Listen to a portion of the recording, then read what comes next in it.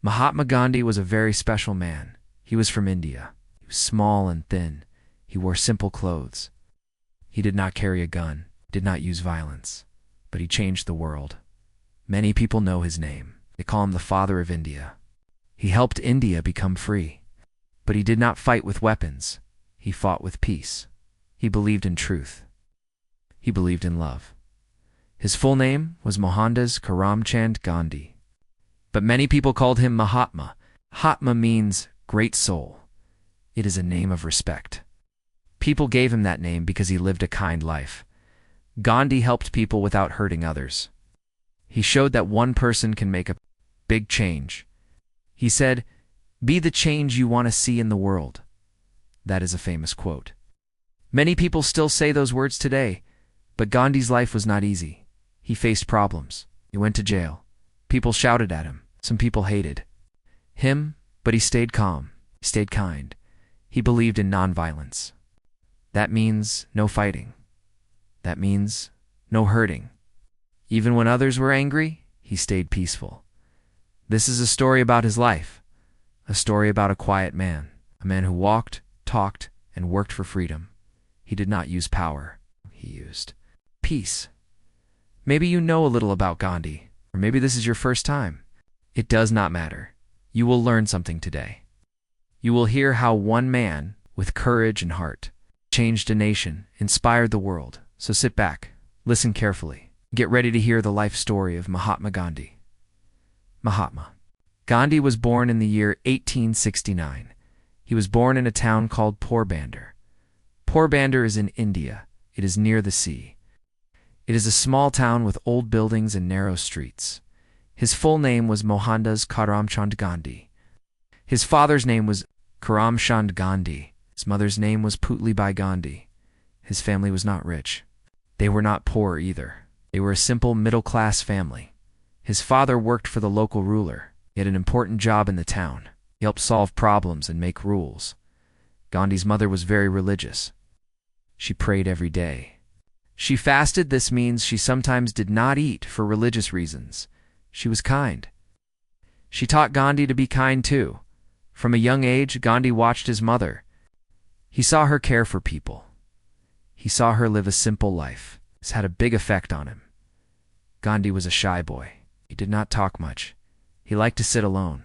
He was not strong. He was afraid of the dark. He was afraid of snakes and ghosts. But he was a good student. He loved to read books. He liked stories about truth, love, and bravery. One story he loved was about Shravana, a boy who served his blind parents. Another story he liked was about Harish Chandra, a king who never told a lie. Stories stayed in Gandhi's heart for many years. Gandhi went to school in India. At first, he was not the best student, but he worked hard. He learned math, reading, and writing. He also learned about religion and culture. When Gandhi was only 13 years old, something big happened. He got married. Yes, only 13. In those days, it was common in India for boys and girls to marry young. He married a girl named Kasturba. Her full name was Kasturba Mukherjee. People later called her Ba, a loving name for mother. She was also only 13. At first, Gandhi did not understand what marriage meant. He was still a boy. He wanted to play with friends. But he now had a wife. Over time, they became close. Kasturba stayed with Gandhi for her whole life. She supported him. She was strong, brave, and wise. After school in India, Gandhi wanted to learn more. He wanted to be something important, maybe a doctor or a lawyer. But in his religion, Hinduism, people could not touch dead bodies. Doctors must work with bodies, so that was not allowed for him. So Gandhi chose to become a lawyer, to study law. He had to travel far away. At the age of 18, Gandhi left India. He went to England to study law in London. This was a big change for him. He had never been so far from home. He missed his family. He missed Indian food. He missed speaking his own language. In England, everything was new. People wore suits. They drank tea. They spoke fast English. They ate meat and smoked cigarettes. Gandhi did not eat meat. He did not smoke. He felt alone. But he did not give up. He worked hard in school. He read many books. He learned the English. language better. Also learned about other religions like Christianity and Islam. These ideas helped him grow. He asked deep questions. What is truth? What is right? How should a person live?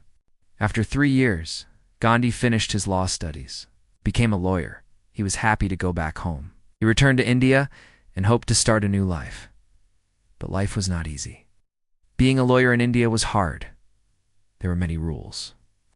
He did not get many cases. He felt lost. So when he got an offer to work in South Africa, he said yes. And that is where his real journey began. Gandhi was now a young man. He had studied in England. He had become a lawyer. But life in India was still difficult. One day, a company in South Africa offered him a job. They needed a lawyer who could speak English and understand Indian culture. Gandhi said yes. In 1893, Gandhi left India again, took a ship to South Africa. It was a long journey, almost 20 days at sea. He had never been to Africa before. When he arrived, he saw something shocking. In South Africa, many people were treated badly, especially Indians, especially people with dark skin. White people had more rights. They could ride in first class. They could vote. They had better jobs and schools, but Indians could not vote. They had to carry special papers. They could not walk in some areas. They had to sit at the back of trains and buses.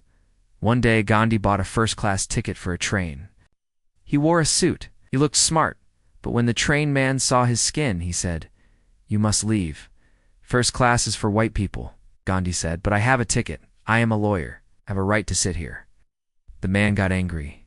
He called the police. They pushed Gandhi off the train. He fell on the ground in the cold. It was dark. It was winter. That moment changed Gandhi's life. He sat on the train platform for hours. Thought and thought. Why did they treat me like this? Is my skin a crime? I must do something.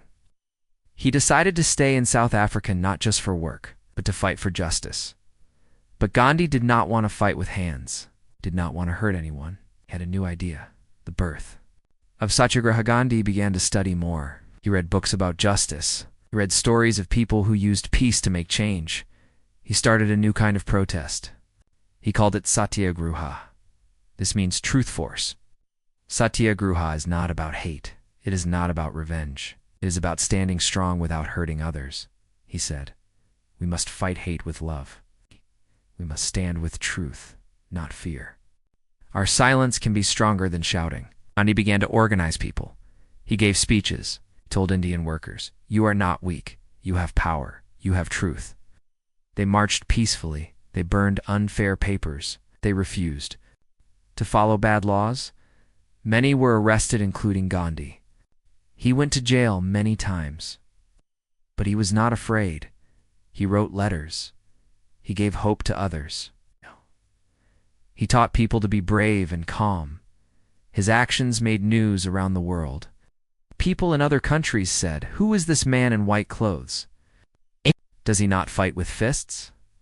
Why do people follow him? Gandhi stayed in South Africa for 21 years. He helped poor workers. He helped women speak up. He started schools and gave legal help. He showed the world a new way to fight in 1915. Gandhi felt it was time to return to India. His heart was calling him home. He had learned many lessons. Now he wanted to help his own country become free. In 1915, Gandhi returned to India. He had lived in South Africa for 21 years. Now he wanted to help his own country. When he arrived, India was still under British rule. The British controlled everything: land, money, laws. Indian people had no freedom. Gandhi saw many sad things. He saw poor people with no food. He saw farmers who lost their land. He saw children working in fields. He saw British police hitting Indian people. He wanted to help. But first, Gandhi listened. He did not speak much in public. He traveled around India by train. He visited villages, not cities. He wanted to see the truth with his own eyes. He saw that most Indians were poor. They had no shoes. They had little food. They worked hard, but got nothing in return. Gandhi said, if I want to serve the people, I must live like the people. So he made a big decision. He stopped wearing Western clothes. No more suits, no more ties. He wore a simple white cloth called a dhoti. He spun his own clothes using a charkha, a spinning wheel. He ate simple food, rice, fruit, and milk. He walked barefoot. He lived in a small hut. He wanted to live just like the poorest Indian. Leading with peace, Gandhi began to speak in public, gave speeches in villages. He talked about freedom and truth. He said India does not need violence. India needs unity. We must fight the British but with peace. He told people to stop buying British goods. He asked them to wear clothes made in India. He said if you want freedom, start with what you wear. Be proud of your roots. People started to listen. Farmers, teachers, students, workers, millions followed him. He gave them hope. He gave them courage. He gave them a new kind of power, the power of nonviolence. His way of life, Gandhi also lived a spiritual life. He prayed every day. He read from many religions, the Bhagavad Gita, Hindu, the Bible, Christian, the Quran, Muslim. He believed all religions had truth. He said, God has many names. We are all children of one God. He also gave up many things. He gave up money. He gave up comfort. He gave up meat and alcohol. He believed in simple living and high thinking. The beginning of civil disobedience, the British made unfair laws. They took land from farmers. They jailed people without trial. They raised taxes. Gandhi said, if a law is unjust, we must not follow it, but we must never hurt anyone. This idea is called civil disobedience. It means breaking bad laws in a peaceful way. Gandhi told people, don't fight with guns, don't throw stones, just say no. People started to protest peacefully. They stopped paying taxes. They stopped working for the British. They marched. In silence, the British were confused. They could not understand how peace was more powerful than war. Gandhi became the face of Indian freedom. But this was just the beginning. A big event was coming soon, something that would make Gandhi famous around the world. In 1930, the British made a new rule. They said, Indian people cannot make salt. Only the British government can sell salt. If you make salt, it is a crime. This made Gandhi very upset. He said, salt is for everyone. It comes from the sea. The sea is free. Why must we pay for salt made from our own water? Gandhi wanted to show the world how unfair this law was, but he did not want to fight with violence. He had a better idea, a peaceful march to the sea. This was called the Salt March, or Dandi March. The long walk begins on March 12, 1930. Gandhi started his march, walked with 78 followers. They were men of all ages, young and old. They walked from Sabarmati Ashram to a village called Dandi. The march was 240 miles long. That's almost 400 kilometers. It took 24 days. Gandhi walked in sandals. He wore a simple white dhoti. He carried a stick, walked under the hot sun. He stopped in villages and gave short speeches. More and more people joined. First 100, then 1,000, then thousands. People followed Gandhi with hope. They walked with no weapons, like courage and truth. Gandhi said, we will walk, we will not hit, we will not hate. Salt from the sea on April 6, 1930, Gandhi reached the sea. He walked into the water, he bent down, picked up a handful of salt from the sand. That small act became big news. Around the country, people copied him. They made their own salt from seawater. They sold it in markets. They gave it to the poor. This peaceful protest shook the British Empire. They arrested over 60,000 people. Yes, 60,000. They also arrested Gandhi. But the world was watching now. Newspapers in America, England, and Europe wrote about Gandhi. They said one man with a walking stick is challenging an empire. A symbol of strength, the Salt March became a symbol. It showed that nonviolence works. It showed that simple acts can bring big change. It showed that one voice can lead millions. Gandhi said, first they ignore you, then they laugh at you, then they fight you, then you win. His words gave people hope, not just in India but in the whole world. Even leaders like Martin Luther King Jr. in America learned from Gandhi's way. But India was still not free. In the year 1930, the British made a very unfair law. They said only the British can make and sell salt. Indians cannot make their own salt. If they do, it is a crime. This law made Gandhi very upset. Said salt is small, but this law is big. Salt is for everyone. Rich or poor, old or young, we all need salt. Salt was used every day. People used it to cook. They used it to stay healthy, but the British taxed it. They made money from it. Poor Indians had to pay to eat their own salt, Gandhi decided. To act. He planned a peaceful protest. The long walk to the sea, Gandhi said. I will walk to the sea and make salt. I will break the law, but I will not hurt anyone. This walk became known as the Salt March. He started in a small village called Sabarmati. He walked with 78 followers. They walked for 24 days each day. They walked 10 to 12 miles. Along the way, more people joined. First 100, then 1,000, then 10,000. Men and women walked in the hot sun. Some were old, some were young. They sang songs. They carried flags and walked in peace. Gandhi said, we will not fight the police. We will not carry weapons. We will carry only courage. After 240 miles, Gandhi reached the sea. It was the Arabian Sea. He walked into the water, bent down. He picked up a small piece of natural salt. This small act made big history. The World Watch's newspapers around the world wrote about the Salt March. Photos of Gandhi walking barefoot were printed in London, New York, and Paris. People were shocked. This old man in simple clothes is changing India, they said. He does not use bombs, he uses truth. The British government was angry. They sent police to stop the salt protests. They beat people with sticks. They put thousands of Indians in jail. Gandhi was arrested too. But the people did not stop. They continued to make salt. They marched. They stood tall. The Salt March was not just about salt. It was about freedom. It showed the power of nonviolence. It united millions of people. It told the British, India will not be silent anymore.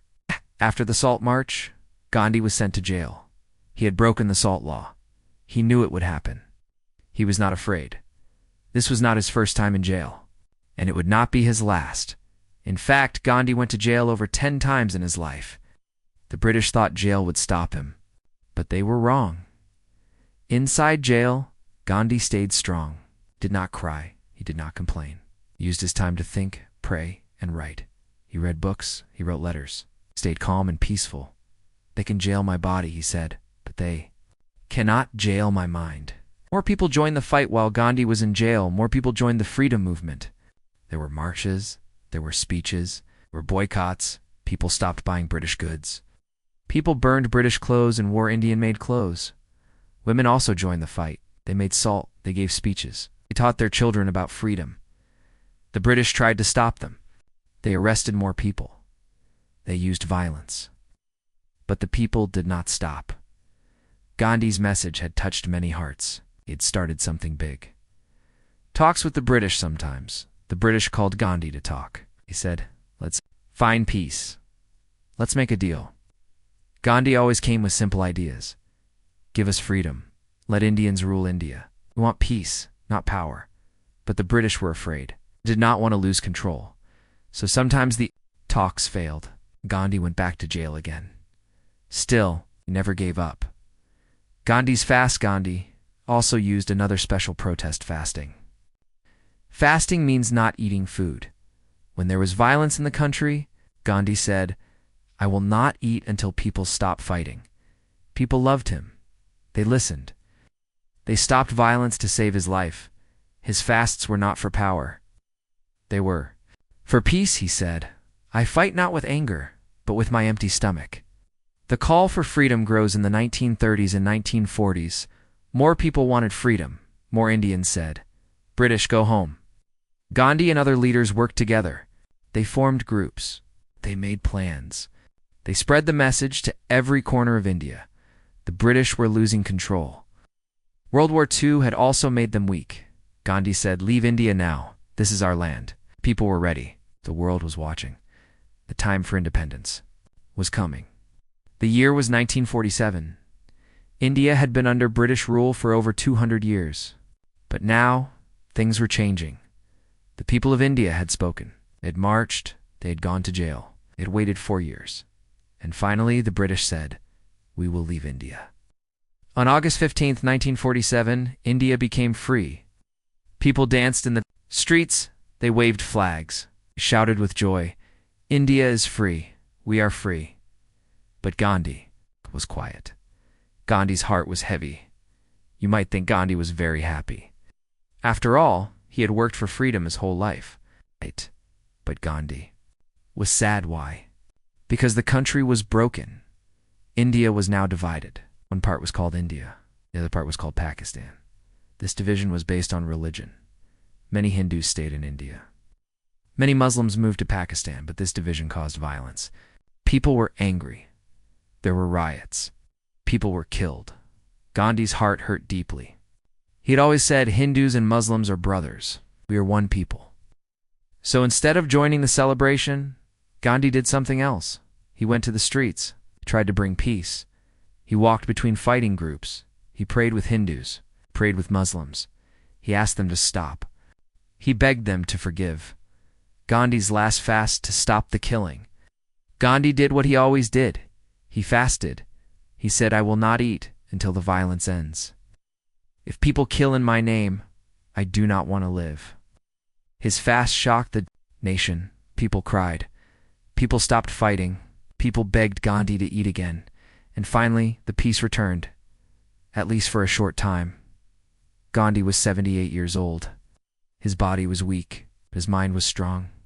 He still had hope for India. Then, something terrible happened. On January 30th, 1948, Gandhi went to a prayer meeting. He walked slowly with his helpers. A man came close. He bowed and then shot Gandhi. The man was angry. He did not agree with Gandhi's message of peace. Gandhi fell to the ground. His last words were, "Hey Ram." That means, "Oh God," in Hindi. Gandhi died. The whole world cried. The world says goodbye. People in India wept. Millions came to say goodbye. Leaders from many countries sent messages. They said Gandhi was a man of peace. He changed the world. Gandhi did not have money. He did not have power. He did not even hold a government job. But he had something greater. Truth, love, courage, and those things made him live forever. Gandhi is no longer alive. But his words, his ideas, and his life still speak to us. He showed the world something powerful. He showed that one person with truth, love, and courage can make a big change. He did not need guns. He did not use hate. He did not shout or fight with fists. He used nonviolence, kindness, faith, simple living strong, thinking and wind with those things. He helped free a whole country. What Gandhi taught us, many lessons. Be honest, be kind, Ivan too. Those who hurt you live, simply speak the truth. Help others, never give up. He also said, the best way to find yourself is to lose yourself in the service of others. You may never know what results come from your actions. But if you do nothing, there will be no result. Be the change you want to see in the world. These are not just words. These are ways to live. His ideas live on today. Many people follow Gandhi's path. Martin Luther King Jr. in the U.S. used Gandhi's ideas. Nelson Mandela in South Africa is inspired by him. Millions of people around the world study his life in schools. In books and movies, Gandhi's story is told again and again because his message is for everyone, not just for India, not just for the past, but for you, for now. Final thoughts. So, what can we learn from this story? You don't need to be rich to make a difference. You don't need to be strong. You don't need to be famous. You just need to care, to believe in truth, to act with love, and to stand for what is right, Evan, when it's hard. Mahatma Gandhi did that, and the world remembers him. Now, it's your turn. Thank you for listening to the story of Mahatma Gandhi. I hope it inspired you to learn more and to live with purpose. See you in the next story. Keep learning. Keep growing.